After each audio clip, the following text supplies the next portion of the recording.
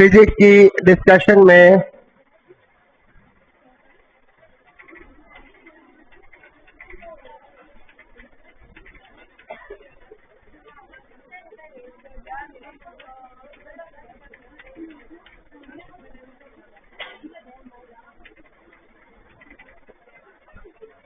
Question number 127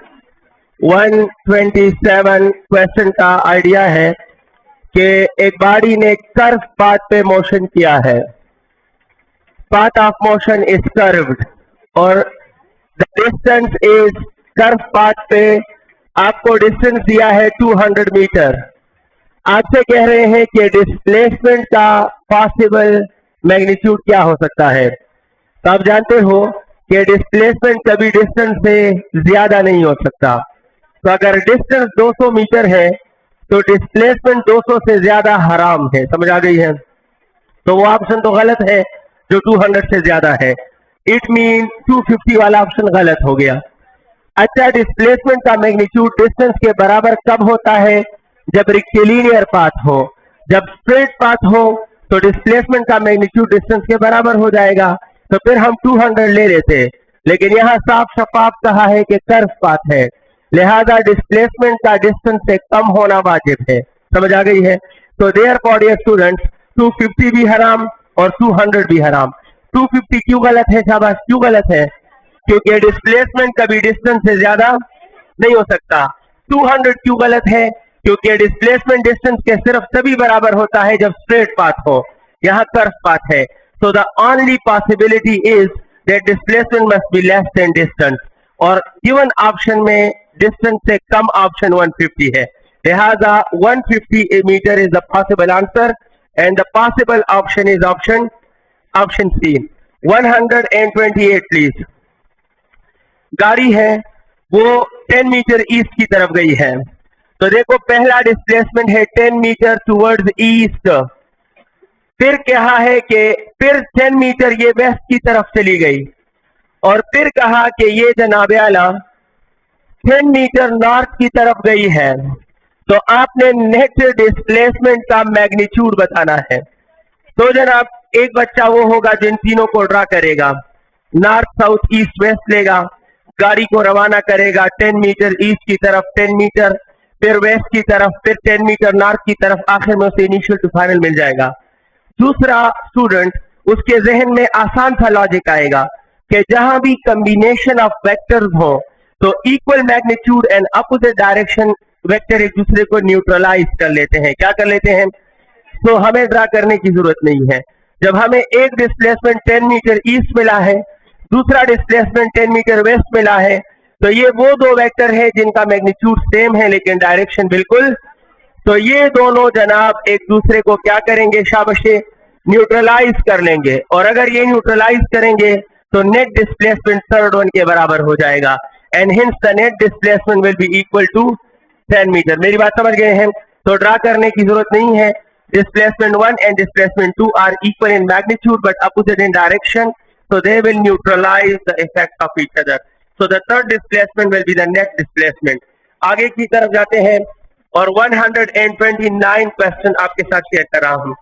When an object moved along a semicircle, एक body को semi circle पे घुमाया गया है। Let's consider it is a circle, और हम बॉडी ले लेते हैं यहां पर, तो ये मुकाम इसके लिए इनिशियल है।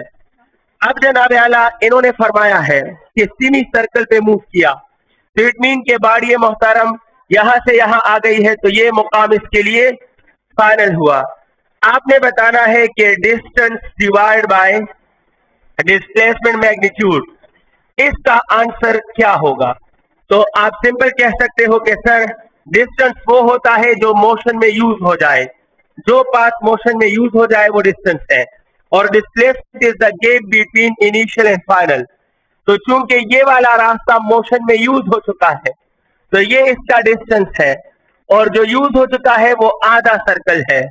पूरा सर्कल होता तो 2 पाई आर, चूंकि आधा सर्कल है तो पाई आर, लिहाजा यूज हो चुका है pi r, and the gap between initial and final is this one, और सेंटर तक ये एक आर होता है, सेंटर से इधर तक दूसरा आर, तो it mean the total displacement is R cancel and the ratio is pi/2 and the correct option is option B सही है। 130 for you। 130 आपके लिए। एक ऑब्जेक्ट है, उसने 20 मीटर कवर किया, यानी आपको डेटा दिया है S1 is equal to 20 metre, T1 is equal to 10 seconds, S2 is equal to 40 meter, while T2 is 20 seconds, and you have to find the average speed। तो average speed मालूम करने का simple formula है S1 plus S2 divided by T1 plus T2। So it will be 20 plus 40 60, 10 plus 20 30, and the answer is 2 meter per second, while the correct option available is option D। I am solving question number 131 for you। एक body है 100 metre पर second से uniform motion कर रही है। अगर ये track है और इस ट्रैक पर ये एक बॉडी है और ये 100 मीटर पर सेकेंड से यूनिफॉर्मली ट्रेवल कर रही है, तो आप बताएं कि 5 सेकेंड में इसने कितना डिस्टेंस कवर किया होगा। तो you can solve it by using the simplest equation of uniform motion. अच्छा, S is equal to VT, it is the simplest equation of uniform motion। Why? How can you say this? ये equation non uniform motion के लिए हराम है, but ये uniform motion के लिए कहां से आता है? तो आप कहें सर यूनिफॉर्म मोशन वो होता है जिसमें कोई एक्सेलरेशन नहीं होता। तो सेकेंड इक्वेशन ऑफ मोशन आप जानते हैं, हाफ AT², जानते हो या नहीं? बट अगर मोशन यूनिफॉर्म हो जाए तो एक्सेलरेशन क्या हो जाता है, और जब एक्सेलरेशन 0 तो ये पूरा टर्म निकल गया, तो S is equal to VIT या S is equal to VT बन जाता है। तो it is a short form of second equation of motion when motion is uniform. तो S is equal to VT uniform motion के लिए होता है, नॉन यूनिफॉर्म के लिए नहीं। क्योंकि मोशन यूनिफॉर्म है तो ये 100 है और टाइम 5 है, तो it will cover 500 metre in the next 5 second. अच्छा जनाब आला, आपके लिए मैं अगले क्वेश्चन की बात करूंगा और वो है 132। 131 में ऑप्शन ए ठीक था। 132 फरमाता है बॉडी 10 मीटर नॉर्थ की तरफ गई है, फिर 20 मीटर ईस्ट की तरफ गई है, फिर 30 मीटर साउथ की तरफ गई है।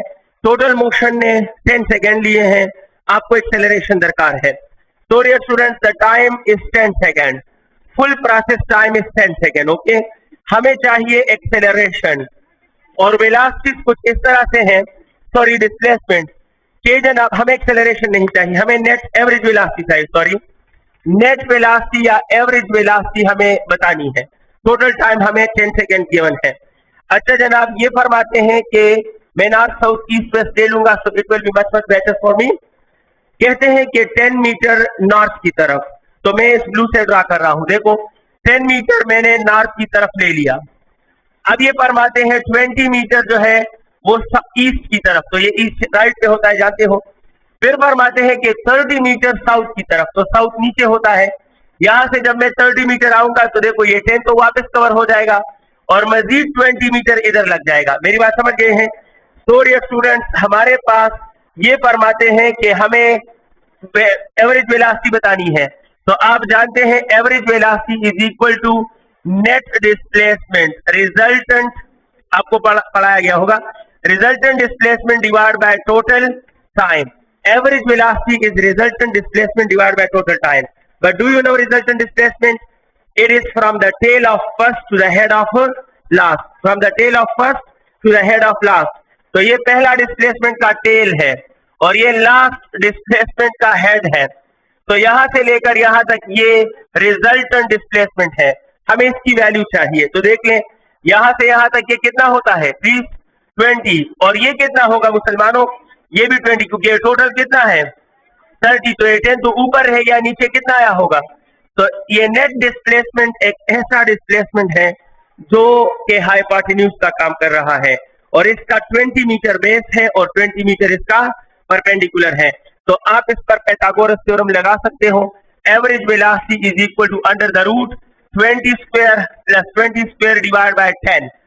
अच्छा जनाब, 20 स्क्वायर 400, 400 और 400 800। So you can write it like this, 800 divided by 10 under root। क्या मैं 800 को लिख सकता हूं कि 100 multiply by 8 under root divide by 10 लिख सकता हूं या नहीं? So dear students, the average velocity will become like this. 100 का रूट क्या आता है 10 और अंडर रूट 8 डिवाइड बाय 10, 10 और 10 कैंसल और under the root 8 is 2 under root 2 होता है या नहीं? अगर आपको नहीं आता तो मैं इसको भी सॉल्व कर सकता हूँ। अंडर रूट 8 2 अंडर रूट 2 के बराबर होता है ना। 8 को 2 मल्टीप्लाई बाय 4 लिख देना तो 4 का रूट 2 बाहर आ जाएगा और 2 अंडर रूट में रह जाएगा। तो 2 अंडर रूट 2 यानी ऑप्शन ए इस क्वेश्चन का सही आंसर है। हमारे लिए अगला क्वेश्चन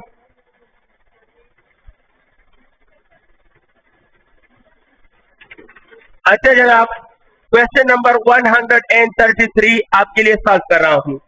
133 फरमाता है अगर फ्री फॉल हो रहा हो तो 5th सेकेंड में बॉडी कितना डिस्प्लेसमेंट कवर करेगी। देखो डियर स्टूडेंट्स, अगर आपसे 5th सेकेंड का डिस्टेंस मांगा है तो इट इज S5। आपको बताया गया होगा कि यहां जो भी नंबर आएगा इधर वही ऑड लोगे, यानी यहां 5 है तो यहां आपको 5th ऑड लेना होगा along with g by 2, along with g by acceleration by 2, लेकिन फ्री फॉल में acceleration g होता है। तो it is the formula of distance covered in 5th second when body starts from rest with some acceleration। अगर body किसी acceleration से motion करे और रेस्ट से स्टार्ट कर चुका है तो फिर उसके 5th सेकेंड का डिस्प्लेसमेंट ये होगा। तो S5 is equal to what is 5th odd शाबाशी। अगर इधर 3 होता तो इधर 3rd ऑड आता, इधर 4 होता इधर 4th ऑड, इधर 1 तो इधर 1st odd, and the 5th odd is 9। 1 3 5 7, 5th one is 9। तो 9 और g की जगह 10 by 2, 9 multiply by 10 is 90 by 2 and it will cover कितने मीटर शाबाशी 45 metre and the option is option C. 134 पे बात करेंगे। 134 फरमाता है during uniform motion of an object. अच्छा शाबाश, बताओ यूनिफॉर्म मोशन कौन सा मोशन होता है जिसमें कोई चेंज नहीं आता। शाबाश, जिसमें कोई change, don't talk please. Uniform motion कौन सा मोशन होता है जिसमें कोई चेंज नहीं होता, और मैकेनिक्स में चेंज का दूसरा नाम क्या है? एक्सेलरेशन। क्या है शाबाश? तो जहां चेंज नहीं होगा वहां एक्सेलरेशन। तो यूनिफॉर्म मोशन में चेंज नहीं होता, जहां चेंज नहीं होता वहां एक्सेलरेशन नहीं होता। It means that for uniform motion acceleration is 0, change in velocity is 0 and velocity will remain constant, velocity will remain। तो अब ऑप्शन देखता हूं, यूनिफॉर्म मोशन के लिए 0 एक्सेलरेशन ठीक है, यूनिफॉर्म वेलोसिटी बिल्कुल वाजिब है, और इंस्टेंटेनियस और एवरेज आपस में बराबर होते हैं। ये आपने याद किया हुआ है, आपको पता है भाई एवरेज और इंस्टेंटेनियस में क्या फर्क है। सिंपल कॉन्सेप्ट, मुझे सुने प्लीज। वहां से इनिशियल मेरा है, वहां तक मैं जा रहा हूं फाइनल तक, तो मेरा इस इनिशियल से फाइनल तक हर पॉइंट के लिए जो वेलोसिटी होगी वो एवरेज होगी, और सिर्फ एक पॉइंट पर जो वेलोसिटी होगी वो इंस्टेंटेनियस होगी। लेकिन अगर मोशन यूनिफॉर्म होगा तो हर पॉइंट पर वेलोसिटी और एक पॉइंट पर वेलोसिटी आपस में क्या होंगे? Same. The velocity at single point is instantaneous and the velocity at all points is average. तो जब यूनिफॉर्म मोशन होगा तो हर पॉइंट का आंसर और एक पॉइंट का आंसर आपस में सेम होगा, therefore instantaneous will be equal to average. तो तीनों ऑप्शन करेक्ट हैं, लिहाजा करेक्ट ऑप्शन क्या होगा? करेक्ट ऑप्शन डी है। 135 डियर स्टूडेंट्स, 135 फरमाता है कनेक्टेड बॉडीज हैं। कहते हैं कि बॉडी 1 बॉडी 2 पर कितना फोर्स लगा रही है, तो आपको कनेक्टेड बॉडीज बता रहा हूं। यहां है 10 kg की बॉडी और इसके साथ ली गई है 20 kg की बॉडी। टोटल फोर्स लग रहा है 90 न्यूटन। आपसे फरमाया जा रहा है कि ये बता दो कि बॉडी 1, ये बॉडी 1 है, ये बॉडी 2 है, बॉडी 1 से बॉडी 2 की तरफ जो फोर्स होगा वो कितना होगा? The force applied by body 1 on body 2। तो सिंपल सी बात है, टोटल फोर्स से जितना हिस्सा बॉडी 1 खर्च करेगा वो हो जाएगा, जो रिमेनिंग होगा that remaining force will be transferred by body 1 to body 2। मतलब ये है मैं टोटल फोर्स कितना लगा रहा हूं, तो इस 90 से ये बॉडी 1 अपना हिस्सा खा लेगा, जो बाकी बचेगा वो इस बॉडी 2 को ट्रांसफर करेगा। इसका मतलब है कि force of body 1 on body 2 मालूम करने के लिए आपको बॉडी 1 का हिस्सा ढूंढना है। लेकिन आप मोहतरम न्यूटन का एक फार्मूला जानते हो, F is equal to ma। अब आप जानते हो जिसका फोर्स उसी का मास, बोले शाबाश, जिसका फोर्स उसी का मास। आप पहले बॉडी 1 का फोर्स ढूंढ रहे हो, तो if you are searching about the force of body 1, you have to put the mass of body 1। मेरी बात समझ गए हैं? लेकिन एक्सेलरेशन क्या होता है? Acceleration is the total force divide by total mass. तो F1 is equal to M1 कितना है शाबाश? 10। और एक्सेलरेशन कितना है शाबाश? एक्सेलरेशन है टोटल फोर्स, जानते हो ना, divide by total mass Newton के मुताबिक। तो F1 को कितना हिस्सा मिलेगा? 10 मल्टीप्लाई बाय टोटल फोर्स कितना है? 90 और टोटल मास 20 प्लस 10 30। तो अब बताओ इससे क्या आता है प्लीज? ये कैंसल, ये 3, यानी पहले बॉडी को कितना देगा? हम कितना लगा रहे हैं? 90। पहला बॉडी कितना खाएगा? 30। तो बाकी कहां जाएगा? सेकेंड के पास। It mean the force transferred by body 1 to body 2 will be 60 newton. हमने बॉडी 1 को 90 दिया, उस 90 से वो 30 न्यूटन खुद खर्च करेगा, रिमेनिंग जो होगा उसको सेकेंड बॉडी पे लगाना होगा। तो लिहाजा the force transferred by body 1 towards body 2 will be 60 newton, या the force applied by body 1 on body 2 will be 60 newton. Hence the correct option is, कौन सा ऑप्शन है जनाब? 134 में करेक्ट ऑप्शन है 35 में करेक्ट ऑप्शन सी है। हम आगे के क्वेश्चन में जाते हैं। जी जनाब, कौन सा वाला? क्यों? ये 9 कैसे आया? आपने शॉर्ट फॉर्म्स पढ़े होंगे इसके। 133 के लिए अगर बॉडी रेस्ट से स्टार्ट करें और एक्सेलरेशन उसका 0 ना हो तो उसका S1 1a/2 होता है, S2 3a/2 होता है, S3 5a/2 होता है, S4 जो है वो 7a/2 होता है, S5 जो है वो 9a/2 होता है। लेकिन फ्री फॉल है तो बॉडी जब फ्री फॉल करता है तो स्टार्ट तो 0 से ही लेता है, लिहाजा रेस्ट वाली कंडीशन पूरी हो गई। और फ्री फॉल है तो एक्सेलरेशन 0 नहीं है बल्कि g के बराबर है, तो हर फार्मूले में एक ही जगह क्या आ जाएगा? g आ जाएगा। बाकी अगर आप ये समझते हैं कि ये कैसे प्रूफ होते हैं तो ये तो आप इक्वेशन ऑफ मोशन से टॉपिक में प्रूफ कर सकते हो, लेकिन हमें इधर प्रूफ करना मुश्किल होगा भाई। ठीक, तो S5 is 9 times of g/2, इससे 45 मीटर आता है। हमारे लिए अगला क्वेश्चन है 136 प्लीज। 136 क्या फरमाता है? Force acting on 10 kg object to accelerate 0.5 metre पर सेकेंड। तो आपको धोखा दे रहे हैं सिंपल सा क्वेश्चन पूछकर। आप यही गुमान में होते हो कि हर क्वेश्चन में कोई लॉजिक होगा, हर क्वेश्चन में लॉजिक नहीं होते। तो मास कितना है? 10 है और एक्सेलरेशन 0.5 है, तो फोर्स होगा 5 न्यूटन। सीधा साधा क्वेश्चन है और इससे भी बाद लोग हैरान होंगे कि नहीं इतना आसान तो हो नहीं सकता। तो करेक्ट ऑप्शन है D 137। The slope of velocity diagram shows which quantity for the moving body. तो याद रखना स्लोप जो है that is unit along y axis divided by unit along x axis। Velocity time graph में y axis पर metre पर second आता है, x एक्सिस पर सेकंड आता है, टाइम है, तो सेकंड मीटर पर सेकंड स्क्वायर बन जाता है and it will show acceleration. तो 137 में करेक्ट ऑप्शन होगा ऑप्शन बी 138 फॉर यू। फरमाता है कि range of projectile at 45 is 400 metre, what will be the range at 75 degree. तो भाई range theta is equal to maximum range sine of 2 theta. It is the relation between arm range and maximum range. इन्होंने कहा है कि range 875 बता दीजिए, तो आप मैक्सिमम रेंज वो है जो 45 डिग्री पे होता है और इन्होंने 45 डिग्री के रेंज की वैल्यू दी है 400। बाकी इधर वैल्यू पुट करें साइन 2 एंड 75 तो ये 150 बन जाएगा। The range 875 is 400 sine of 150, but sine of 150 is 1/2। आप चेक कर सकते हो। तो it the answer will become 200 metre and correct option क्या होगा शाबाश? ए ऑप्शन ठीक है।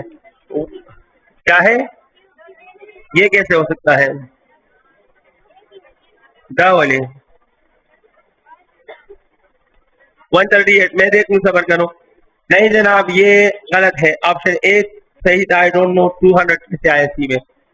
चलो मैं क्या दूंगा, लेकिन ये सब के लिए टिक कर देंगे। डबल आया है जनाब, ऑप्शन सी 200 नहीं था, मुझे पता है ऑप्शन ए में 200 था। आई डोंट नो सी में 200 कहां से आया। तो आप समझ तो गए हैं, but correct option A as well as C. Sorry for this. So dear students, 139. 139 फरमाता है the range of projectile at 20 degree is 100 meter. तो कौन सा इंफॉर्मेशन ठीक है, इधर सॉल्व करूंगा। 139 dear students, 20 डिग्री पर जो रेंज है वो 100 मीटर है। अच्छा, एक एक ऑप्शन को सही गलत करते हैं। क्या 45 का रेंज 100 से ज्यादा होगा? तो आपको सर 45 पे रेंज मैक्सिमम होता है और मैक्सिमम मीन के बाकी सबसे ज्यादा होगा। तो R20 तो क्या R21, R22, R23, R34, बाकी सबसे R45 हमेशा ज्यादा होगा। तो ऑप्शन ए सही है कि range at 45 will be greater than the range at 20 और रेंज एट 20 क्या है शाबाश 100। तो 100 से 45 वाला रेंज ज्यादा होगा। ऑप्शन ए ठीक है। बी की तरफ आते हैं। The range at 70 will be equal to 100। तो क्या आपने नहीं पढ़ा जिन एंगल का सम 90 हो उन पर रेंज सेम होता है? तो पहला एंगल क्या है 20 है, ये इस ऑप्शन में क्या है 70। 70 और 20 क्या होते हैं 90। तो जो रेंज 20 पे होगा वही रेंज 70 पे भी होगा, लिहाजा अगर 20 पे रेंज 100 है तो 70 पे भी रेंज 100 होगा। आप कहोगे sir 20 plus 70 is equal to 90।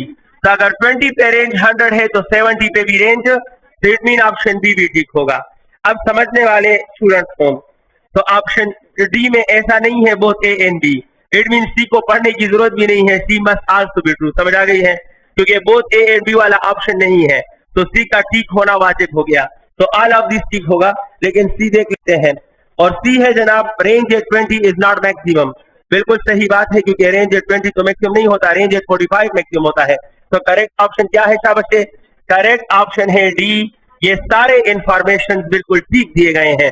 अच्छा 140 dear student, when an object is moving uniformly, थोड़ी देर पहले भी बात की, यूनिफॉर्म मोशन का मतलब है no change.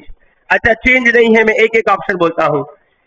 Change in velocity constant हराम हो गया ना, क्योंकि चेंज इन वेलोसिटी जीरो होना चाहिए। क्या होना चाहिए भाई? चेंज इन वेलोसिटी कांस्टेंट है, इसका मतलब है कि चेंज आ रहा है लेकिन बार बार सेम आ रहा है, जबकि यूनिफॉर्म मोशन में चेंज आता ही नहीं है। समझ आई है? तो डेल्टा वी के सामने जीरो होना चाहिए, इसलिए ऑप्शन ए हराम है। अच्छा एक्सेलरेशन कांस्टेंट है, जहां चेंज नहीं होता वहां एक्सेलरेशन नहीं होता, तो ए जीरो होना चाहिए, एक कांस्टेंट गलत है, तो बी भी गलत। वेलोसिटी जीरो, वेलोसिटी जीरो होगा तो आप इसे मोशन कैसे कहोगे? ये तो यूनिफॉर्म मोशन है, मोशन मीन के वेलोसिटी मस्ट बी देयर, लेकिन उस वेलोसिटी में चेंज नहीं होगा। तो velocity constant is the best explanation. Uniform motion का इन चार ऑप्शन में बेस्ट एक्सप्लेनेशन क्या है कि वेलोसिटी कांस्टेंट है, बाकी ए जीरो होना चाहिए था, डेल्टा वी जीरो होना चाहिए था और वेलोसिटी कांस्टेंट होनी चाहिए। तो करेक्ट ऑप्शन क्या है शाबाश? डी है। 141 आपके लिए।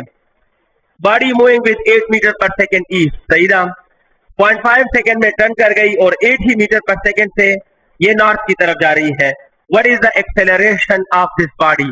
तो जिन बच्चों ने इसको ऐसे सॉल्व किया कि वी आई भी 8 है और वी एफ भी 8 है और टाइम 0.5 है, और आप डायरेक्ट पुट करो कि v f minus v i by t, तो a is 8 minus 8 by 0.5, the answer is 0। और ऑप्शन में ए में 0 मौजूद है, तो वो गलत किया। समझ आ गई है?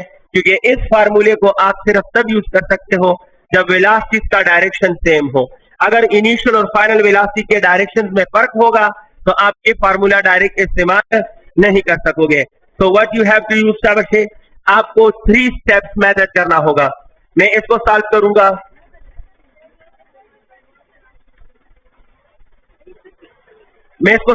अच्छा इनिशियल और फाइनल वेलोसिटी का डायरेक्शन सेम नहीं है तो v f minus v i by t का डायरेक्ट यूज करना हराम है। अब क्या करेंगे? 3 स्टेप्स यूज करेंगे। The 3 step will give us the correct answer of acceleration, और मैं वो 3 स्टेप्स आपके साथ शेयर करने वाला हूं।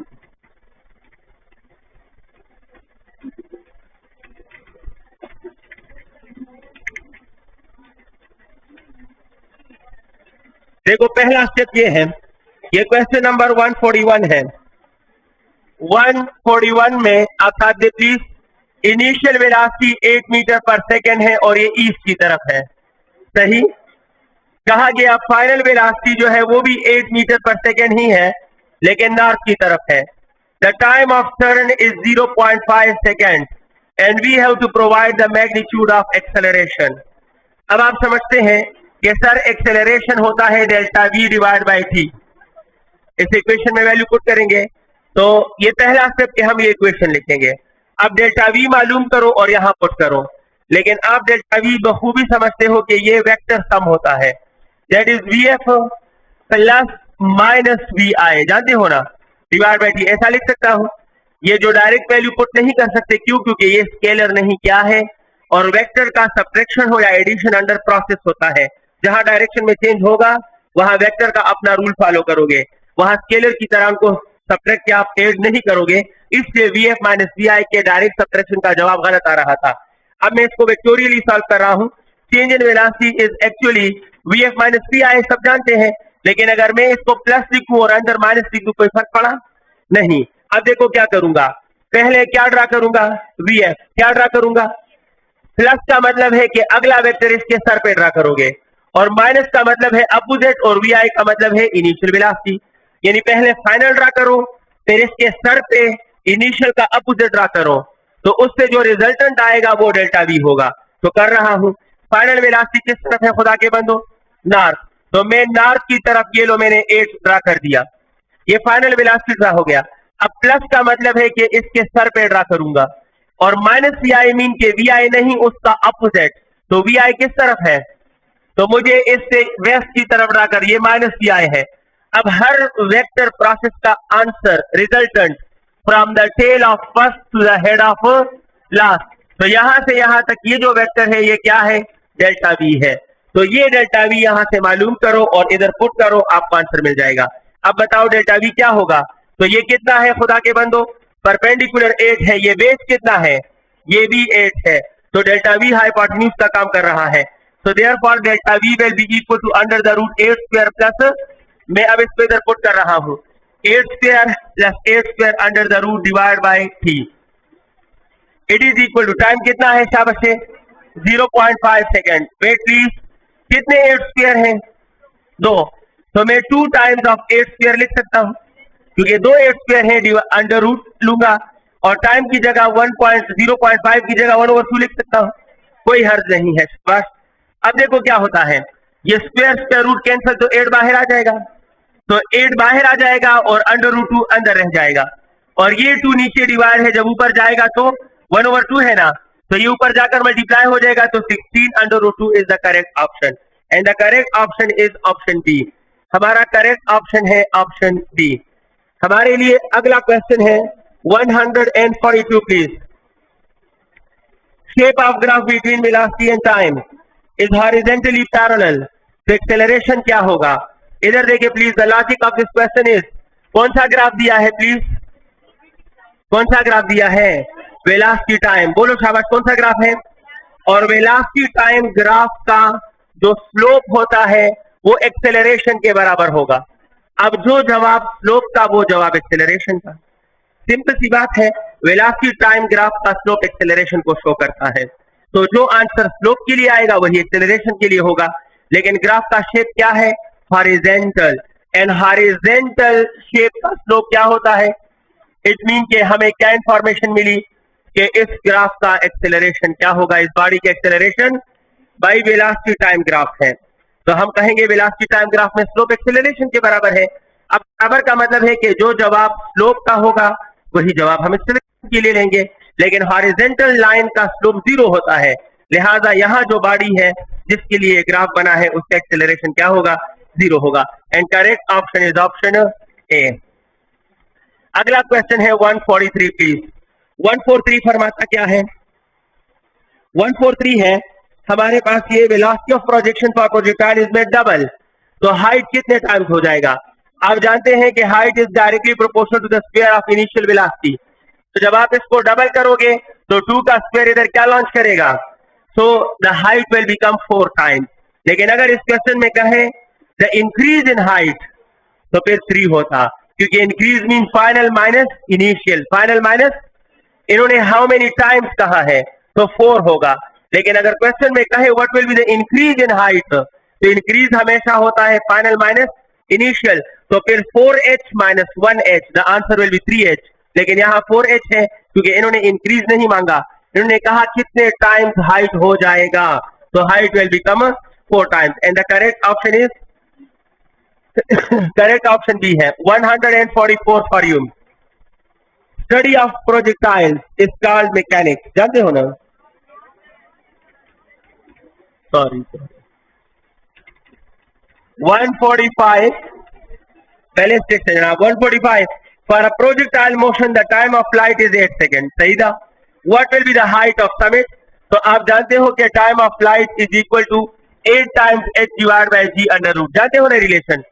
अच्छा आप स्क्वायर करें दोनों साइड को तो t स्क्वायर, यहाँ रूट कैंसल, तो 8h बाई जी, हमें t दिया, हमसे h उगलवा रहे हैं, t की वैल्यू 8 है, तो 8 स्क्वायर 8h बाई जी, ये एक 8 के साथ कैंसल, ये इधर आएगा, तो 8h is equal to 8g, 8 multiply by 10 and the answer is 80 metre. The option is option A. अगला क्वेश्चन है हमारे लिए 146 डियर स्टूडेंट। 146 फरमाता है कि प्रोजेक्टाइल का 30 डिग्री पर रेंज 400 मीटर है, what will B it's height. तो याद रखना इसके लिए आपको हाइट एक थोड़ा लेंथी प्रोसेस है, एक सिंपल एक रिलेशन है, एक्स्ट्रा है लेकिन याद रखो तो अच्छा है। The relation between height and range is height is equal to range by 2 tangent theta. It is the relation between height and range of projectile.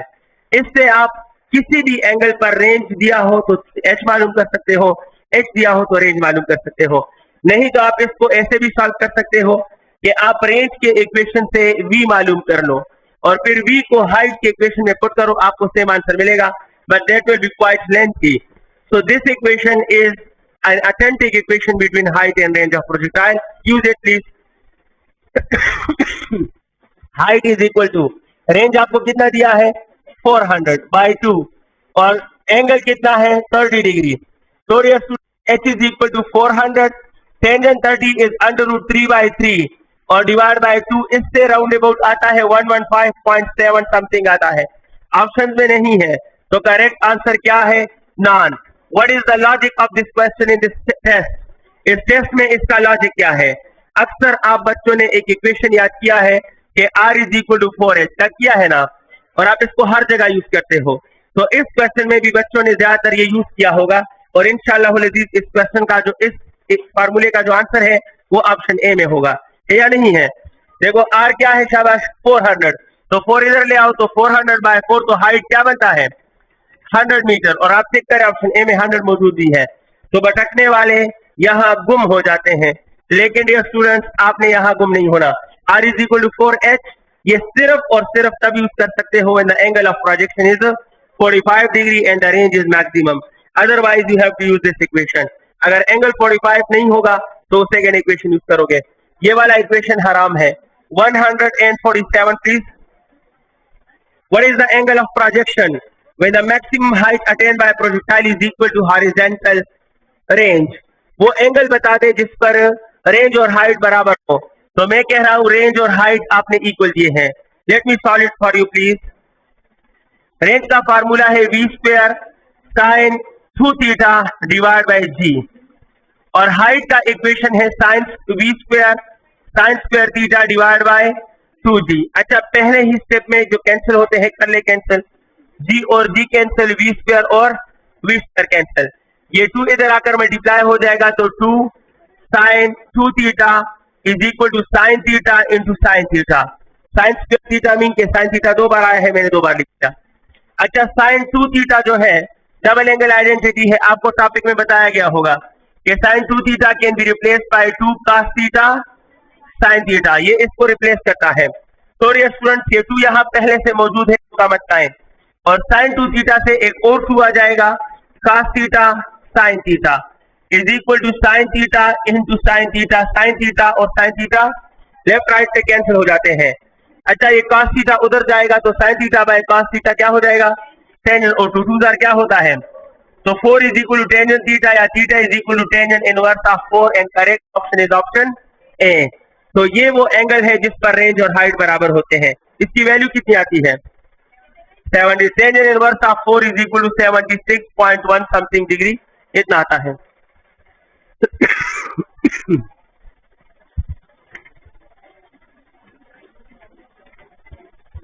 अच्छा जनाब, हमारा क्यों मिटा दिया? ये डिस्कशन अपलोड कर लेंगे, ये खैर है, वहां से देख सकते हो। हमारे लिए 148 जी सर।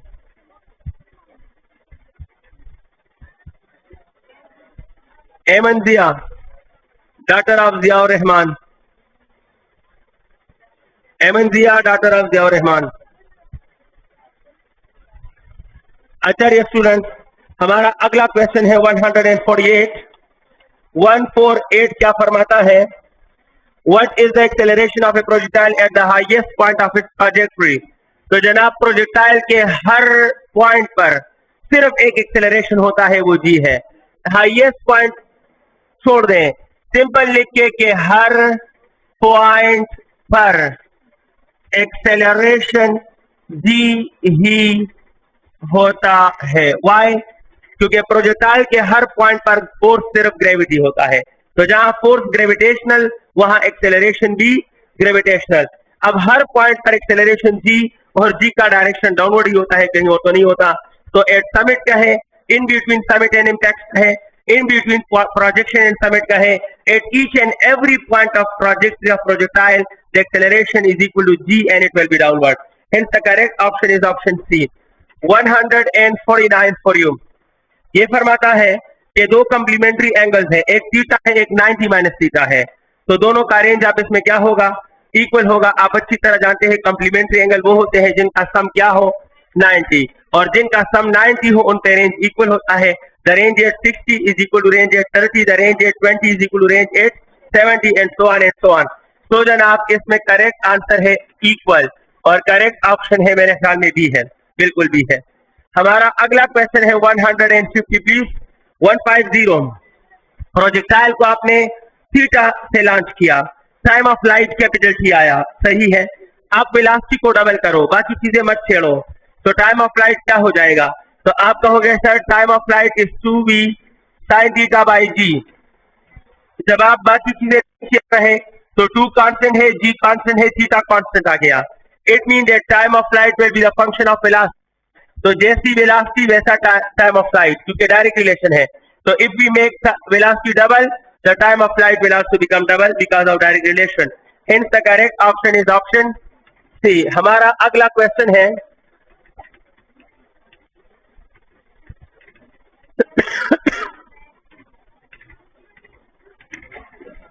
ठीक है, मैं वेट करूंगा, अब क्या करूं।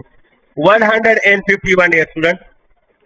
At the highest point of projectile's path, the vertical component of velocity is by summit पर एक्सेलरेशन जी के बराबर होता है, नेट वेलोसिटी वी एक्स के बराबर होती है, और वेलोसिटी का वाई कंपोनेंट क्या हो जाता है? 0। क्यों? क्योंकि वाई कंपोनेंट प्रोजेक्टाइल को ऊपर लेके जाता है, और समिट से मजीद ऊपर ना जाना इस बात का सबूत है कि जो ऊपर ले जा रहा था वो खत्म हो चुका है। तो y component vanishes at summit. Summit पर वाई कंपोनेंट 0 होता है, and hence correct option is C. 152 please. 152 आपके लिए। अगर range of if the angle of projection is 90, अगर हम प्रोजेक्टाइल को 90 डिग्री पर फेंकेंगे, ये एक्स एक्सिस है, ये वाई, आप इसको 90 पर फेंको तो इसका रेंज कितना होगा? आप कहें सर 90 मीन इस तरफ फेंकोगे, तो जब इस तरफ फेंकोगे ये 90 डिग्री का डायरेक्शन है ना, तो सीधा जाएगा इसी सिरात मुस्तकीम पे गिरेगा। और range mean the distance covered by projectile along x axis. तो ये तो वन डायमेंशन रहेगा, ये एक्स एक्सिस पर कुछ कवर नहीं करेगा। तो at 90 degree the range covered will be 0 because range represents the distance covered by projectile along x axis. कहां कवर करेगा? जब आप उसको वाई एक्सिस पर फेंकोगे दूसरी जगह पे वापस गिरेगा, आगे नहीं जा पाएगा, लिहाजा the range covered will be 0। अच्छा, इससे भी कर सकते हो और मैथमेटिकली सॉल्व कर सकते हो। Can you do it mathematically? r is equal to v square sin 2 theta by g. इधर 90 पुट करो तो 2 मल्टीप्लाई बाय 90 इज 180, और sin 180 इज 0, तो रेंज क्या हो जाएगा? 0 हो जाएगा। लेकिन सही लॉजिक है। 153 प्लीज। 153 पे बात करने वाला हूं। अच्छा जनाब, इसमें कहा गया है कि दो बाड़ीज है, ये भी 3 kg की बाड़ी है और ये भी 3 kg की ही बाड़ी है। फर्क सिर्फ ये है कि ये मोहतरम बाड़ी M2 रेस्ट में है, और ये आ रही है विद 10 मीटर पर सेकेंड। अगर इनके दरमियान इलास्टिक कोलिजन हुआ तो आफ्टर इलास्टिक कोलिजन क्या होगा? तो जब मासेस सेम हो तो they will interchange there velocities. तो जनाब ये वाला सुने प्लीज, ये अपना रेस्ट इसके नाम कर देगा और ये अपना 10 मीटर पर सेकेंड इसको दे देगा।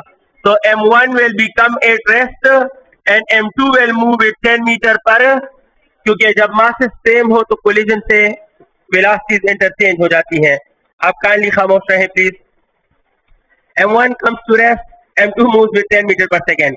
154. तो I am exploring 154 on board। फरमा रहा है कि जनाब एक बहुत बड़ा मास है कैपिटल M और एक बहुत छोटा मास है स्मॉल m। स्मॉल m का कैपिटल M के मुकाबले में कोई औकात नहीं है। आपको कैसे पता?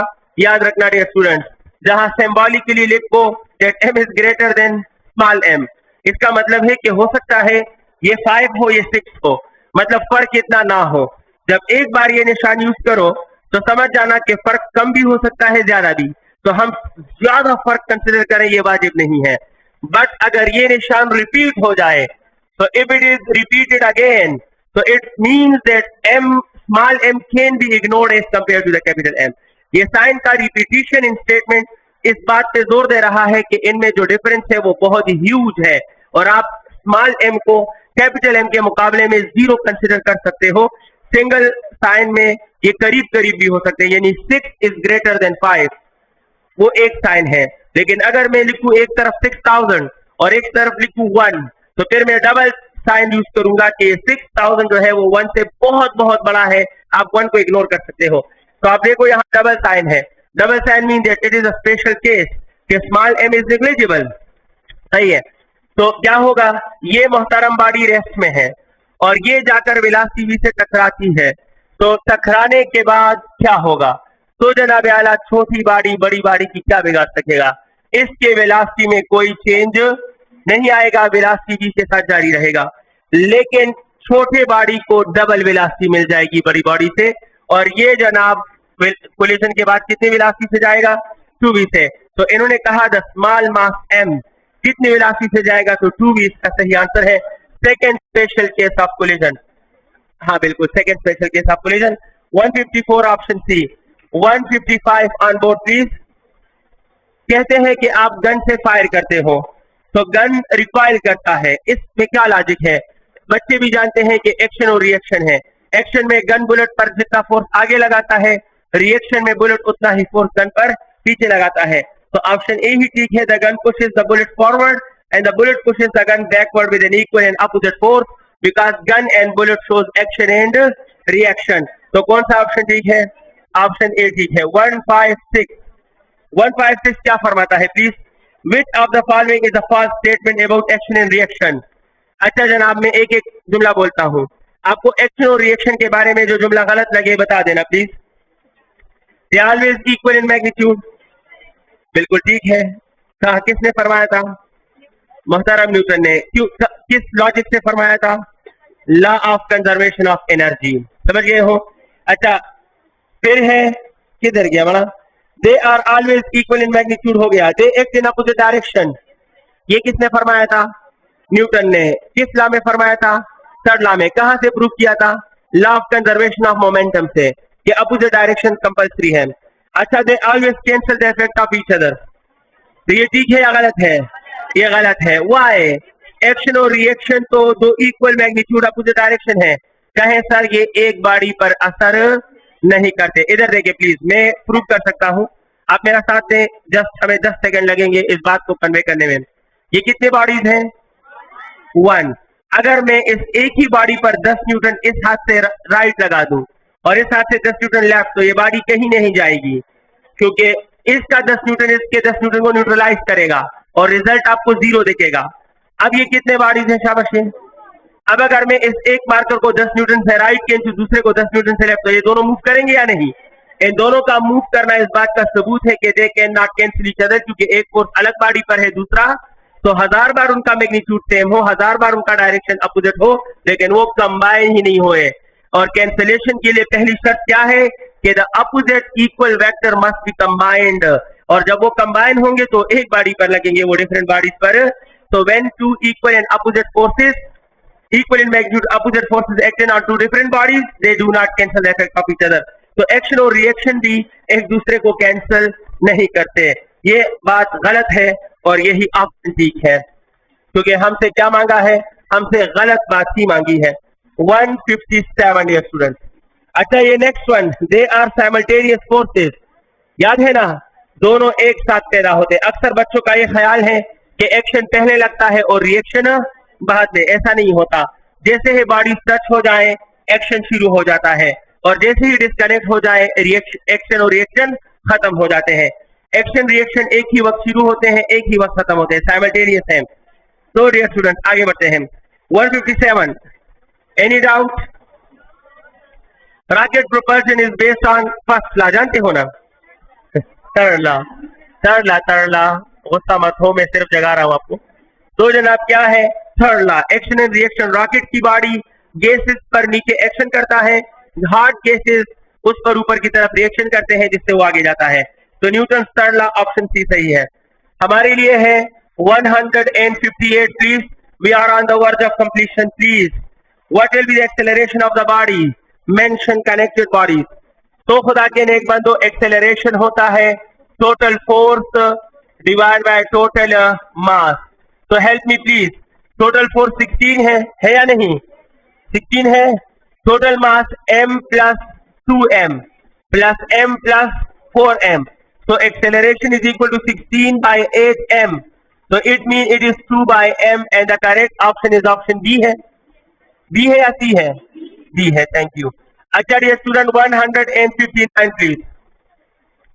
The root of kinetic energy at summit. अक्सर जनाब जल्दी में आप रूट को नहीं देखते हो, लेकिन मुझसे गलती ये हुई कि मैंने आपको सही ओरिजिनल ऑप्शन गलत नहीं दिया. चाहिए था कि मैं ऑप्शन ए में रखता 1/2 mv² का स्क्वायर थीटा.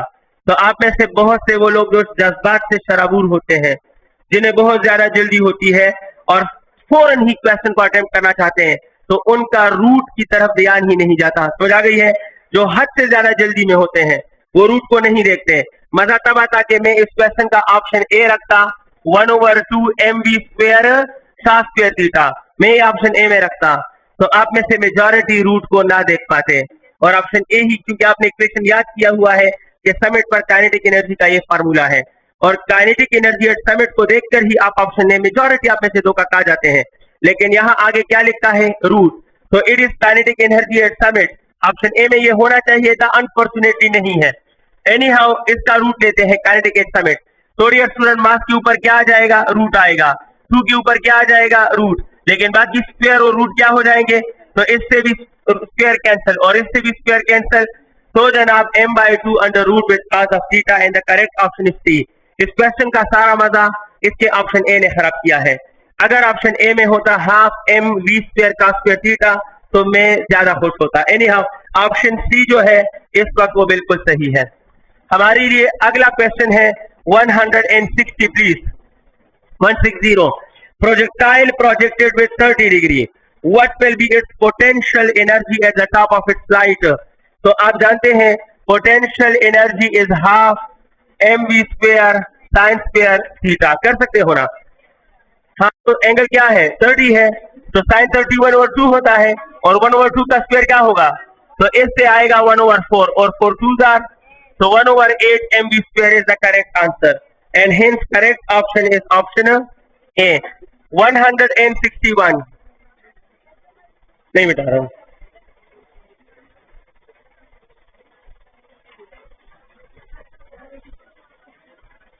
दो क्वेश्चन है जनाब.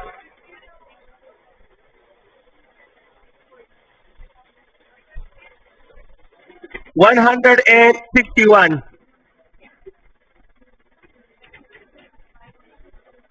देखो 161 में कहा है कि बिफोर समिट, समिट तक पहुंचने से पहले वी वाई और एफ वाई के दरमियान एंगल बताओ.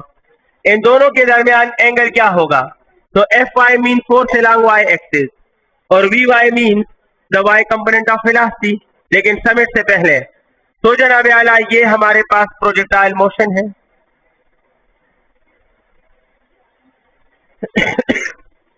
इस पॉइंट से पहले की बात है। तो ये इसकी वेलोसिटी होती है, समिट से पहले ड्रा करोगे ना, तो समिट से पहले वेलोसिटी अपवर्ड है, तो इसका ये कंपोनेंट एक्स कंपोनेंट होगा और ये कंपोनेंट कौन सा होगा? तो बताओ वाई कंपोनेंट किस तरफ बनता है? अपवर्ड। समिट से पहले वेलोसिटी का वाई कंपोनेंट किस तरफ बनता है? अपवर्ड बनता है। लेकिन प्रोजेक्टाइल में कौन सा फोर्स होता है? ग्रेविटेशनल, ग्रेविटी हमेशा, लिहाजा इस मुकाम पर ग्रेविटेशनल फोर्स का फोर्स अलोंग वाई ग्रेविटी है और उसका डायरेक्शन क्या है? तो अगर एक वेक्टर डाउनवर्ड हो और एक अपवर्ड हो तो दोनों के दरमियान एंगल क्या होगा? और 180 को रेडियन में क्या कहते हैं? पाई बोलते हैं। तो करेक्ट ऑप्शन क्या है? ऑप्शन बी है 180 degree and that is equal to pi. The last question of the test 162 please. एक बॉल है, उसका मोमेंटम 30 है, दूसरे बॉडी से टकराता है, उसका मोमेंटम 0 है। अगर प्रोसेस इलास्टिक हुआ यानी कोई एक्सटर्नल फोर्स नहीं है, तो what will be the momentum after collision? तो आप कहोगे sir law of conservation of momentum कहता है final momentum is always equal to isolated body के लिए। इन्होंने साफ शफाफ लिखा है there is no external force. When there is no external force you have to consider the system is isolated, and if it is isolated I can consider that final momentum is equal to initial. So if initial is 30 kg meter per second, so final will be definitely 30 kg meter per second, and hence the correct option is option D. Thank you very much dear students. जीते रहे। क्या हुआ? अगर direction opposite हो गया तो वो equal होंगे? मुझे बताओ, ये दो वेक्टर्स हैं, इनका मैग्नीट्यूड सेम है, सोच लो, बता लो। ये दो वेक्टर्स हैं, मैग्नीट्यूड सेम है, डायरेक्शन अपोजिट है। Can you say that vector 1 is equal to vector 2? No, equality के लिए डायरेक्शन का सेम होना भी जरूरी है और मैग्नीट्यूड का भी। तो फाइनल और इनिशियल दो वेक्टर हैं, ये सेम है, तो दोनों का डायरेक्शन सेम, यानी साइन भी सेम और वैल्यू भी सेम होगी। समझ आ गई है? वरना वो सेम कैसे होंगे जी?